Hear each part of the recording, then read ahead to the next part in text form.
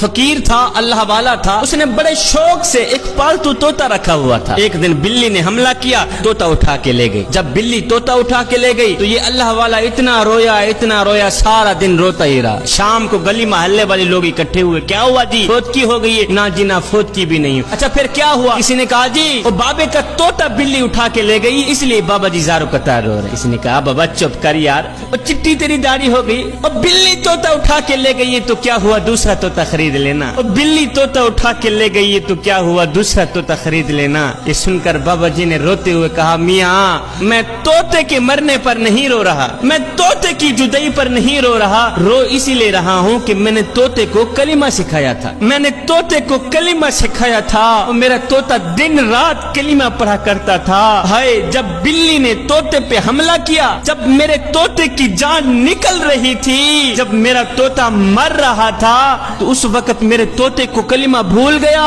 اور میرا طوطا ٹی ٹی کرتا مر گیا۔